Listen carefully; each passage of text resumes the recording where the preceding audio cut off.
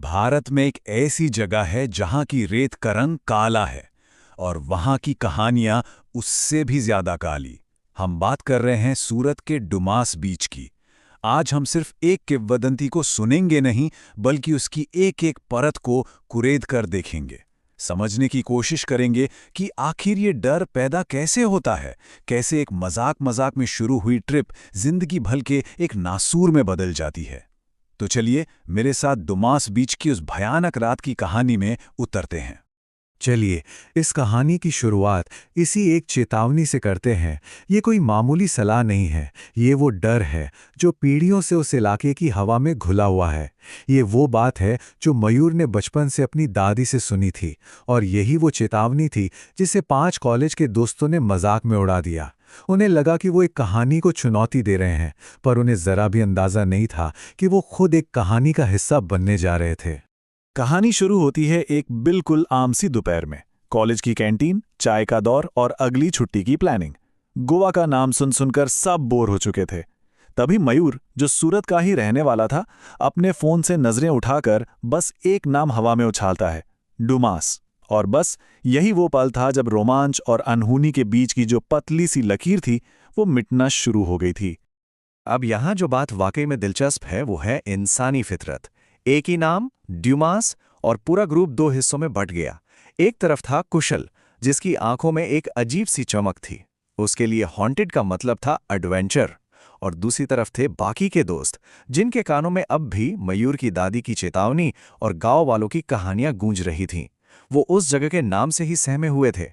खैर, काफी बहस के बाद एक बीच का रास्ता निकाला गया।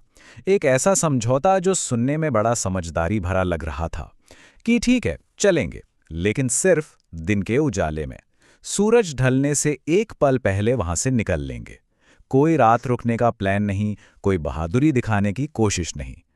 उन्हें लगा कि उन्होंने खतरे को टाल दिया है, पर असल में उन्होंने अपनी किस्मत पर मोहर लगा दी थी। चलिए, अब सीधे उस पल पर चलते हैं जब वो डुमास पहुंचे। पहली नजर में सब कुछ एकदम नॉर्मल था। किसी मेले जैसा माहौल, बच्चे खेल रहे हैं, परिवार घूम रहे हैं, खाने पीने के ठेले लगे हैं। एक पल को तो उन्हें लगा कि डर की सारी कहानियां झूठी हैं, बस यूं ही लोगों को डराने के लिए बना दी गई हैं। वो लोग भी हंसते बोलते हुए उस भीड़ का हिस्सा बन गए। लेकिन उस खुशनुमा माहौल के बीच एक चीज थी जो बहुत अजीब थी। एक चीज जो अपनी मौजूदगी का एहसास करा रही थी। रिया ने सबसे पहले उसे नोटिस किया, और उसने एक ऐसा सवाल पूछा जिसने उस जगह की खूबसूरत ऊपरी परत को खरोच दिया और उसके नीचे छिपी डरावनी हकीकत सामने आने लगी। और ये है उस कहानी की भयानक नींव। मयूर ने झिझकते हुए बताया कि जिस जमीन पर वो लोग मजे से चल रहे थे, वो सैकड़ों सालों तक एक शमशान घाट थी। बाद में सरकार ने शमशान को कहीं और शिफ्ट तो कर दिया, लेकिन जमीन अपनी याददाश्त नहीं खोती। वो काली रेत असल में रेत थी ही नहीं, वो अनगिनत अंतिम संस्कारों से बनी राख, हड्डियां और मिट्टी का मिश्रण थी। ये सच्चाई जैसे ही सामने आई, मानो मौसम ने भी अपना रंग बदल लिया। दोपहर की वो खिलखिलाती धूप अब भारी और बोझे लगने लगी। भीड़ अचानक से छटने लगी थी। और फिर उन्होंने गौर किया, बीच का एक हिस्सा था जहां तक लोग थे, और उसके आगे मीलों तक फैला एक वीरान काला किनारा। कोई भी उस सरहद को पार नहीं कर रहा था। तभी वहां प्लास्टिक की बोतलें बीनता एक बूढ़ा आदमी उनके पास आकर रुक गया। उसकी आवाज में न कोई भाव था, न कोई डर। उसने बस एक हकीकत बयान की, एक ऐसी हकीकत जो किसी भी चेतावनी से ज्यादा डरावनी थी। और इतना कहकर वो चुपचाप आगे बढ़ गया, उन 5 दोस्तों को एक ऐसी खामोशी में छोड़कर जो अब चुभने लगी थी। उन सारी चेतावनियों के बावजूद कुशल के अंदर का रोमांच अब भी उबाल मार रहा था। उसने दूर दिख रही एक टूटी फूटी इमारत की ओर इशारा किया। मयूर और नील भी उसके साथ हो लिए। लेकिन रिया और आरव के अंदर का डर अब असली रूप ले चुका था। उन्होंने आगे जाने से साफ इनकार कर दिया, और यहीं पर वो ग्रुप टूट गया, जो उनकी सबसे बड़ी गलती साबित हुई। तो यहां से चीजें बहुत तेजी से हाथ से निकलने लगती हैं। उस खंडहर की वीरानी और खामोशी नील बर्दाश्त नहीं कर पाता, और वो डर कर वापस भाग जाता है। अब वहां सिर्फ मयूर और कुशल बचे थे। थोड़ी देर समंदर में बिताने के बाद जब वो बाहर निकले तो सब कुछ बदल चुका था। सूरज पूरी तरह डूब चुका था, बीच पर एक भी इंसान नहीं था और उन्हें वापस जाने का कोई रास्ता नजर नहीं आ रहा था। उनकी आखिरी उम्मीद, उनका फोन भी जवाब दे गया। घबराहट में आरफ को लगाया गया फोन बस कुछ सेकंड्स में कट गया। कुशल का फोन पूरी तरह बंद हो चुका था और मयूर के फोन की स्क्रीन पर सिर्फ 1% बैटरी चमक रही थी। वो दुनिया से पूरी तरह कट चुके थे। अब वहां सिर्फ वो थे, घना अंधेरा था और समंदर की लहरों का शोर। इसके बाद जो शुरू हुआ वो कोई एक भूतिया घटना नहीं थी, वो एक सोचा समझा हमला था। अलौकिक घटनाओं का एक ऐसा सिलसिला जिसका मकसद सिर्फ डराना नहीं था, बल्कि इंसान के हौसले को, उसकी हिम्मत को पूरी तरह से तोड़ देना था। अब इस पर जरा गौर कीजिए कि डर को कैसे परत दर परत बढ़ाया गया। पहले एक मीठी सी आवाज़ कुशल का नाम पुकारती है, जो उसे अपनी ओर खींचने की एक कोशिश लगती है। फिर हमला और ज़्यादा पर्सनल होता है, जब मयूर को अपनी 8 साल पहले खो चुकी दादी की आवाज़ सुनाई देती है।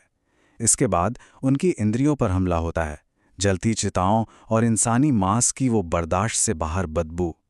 और जब उन्हें लगता है कि इससे बुरा और क्या हो सकता है, तो डर साकार हो जाता है। एक भूतिया शव यात्रा जलती लकड़ियां लिए उनकी तरफ दौड़ती है और आखिर में 10-12 खूंखार कुत्तों का एक झुंड उन्हें चारों तरफ से घेरकर भौंकता है और फिर अचानक हवा में गायब हो जाता है। उस रात का अंत तब हुआ जब ये सारे डर, वो आवाजें, वो बदबू, वो जुलूस, वो कुत्ते एक साथ एक ही पल में उन पर हावी हो गए। ये एक ऐसा हमला था जिसे उनका दिमाग अब और नहीं झेल सकता था। उनके शरीर ने जवाब दे दिया और वो दोनों वहीं काली रेत पर बेहोश होकर गिर पड़े। चलिए अब कहानी के आखिरी हिस्से पर चलते हैं। कहानी उनके बच निकलने पर खत्म नहीं होती, बल्कि एक ऐसे घाव के साथ खत्म होती है जो शायद कभी भरेगा ही नहीं। अगली सुबह जब उनके दोस्त और गांव वाले उन्हें ढूंढते हुए वहां पहुंचे तो वो दोनों पानी के पास बेहोश पड़े थे।